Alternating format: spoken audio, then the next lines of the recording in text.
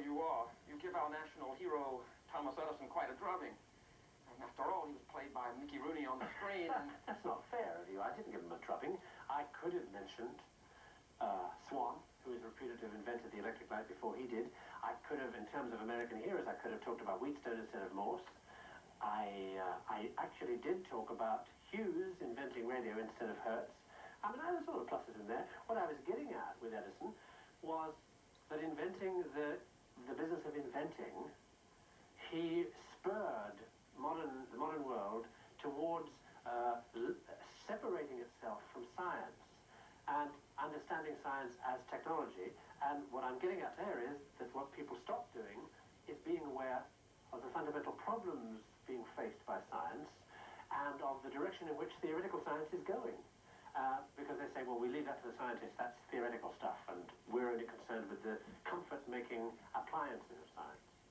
In the early Renaissance, when people like Toscanelli applied technology to navigation, that's seen as a very positive thing. Why should the divorce between technology and science seem be a bad thing now? Why is it a bad thing now? Well, I think because science is doing things that ultimately impact a great deal harder on us, impact in the sense of atomic bomb impact.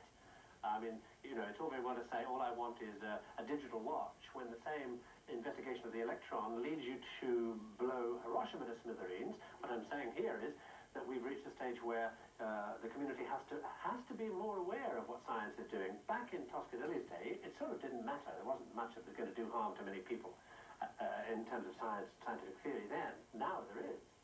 I do see your point that people of Nagasaki or Hiroshima were living in a Newtonian world and suddenly had Einstein's world dumped on them. In practical terms, obviously, we live our everyday lives still in Newton's universe. Could it be otherwise? Well, I mean, the business about Heisenberg is that although Heisenberg is only talking about little teeny subatomic particles when he says you can tell where it is and how it's going, but not both. And therefore, he said, now we know we shall never know. We only live in a universe of probabilities, of chance, of God throwing dice, if you like.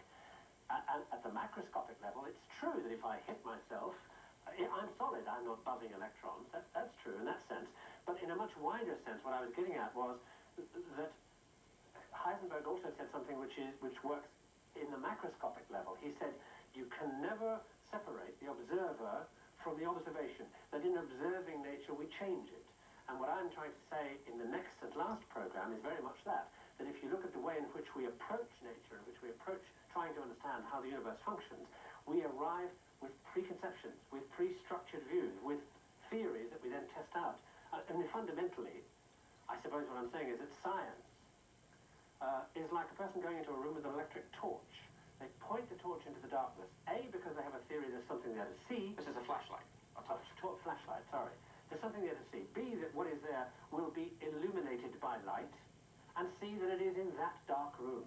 Well, that presupposes that there's something there, that it will react to light, and that it isn't in some other room. So before you get there, you've already pre-structured what it is you're expecting to see. And in that sense, Heisenberg is right in ordinary life. We do everything. In doing what we do, we prejudge what the world is about. In observing, we change it. We fit it to what our expectations are.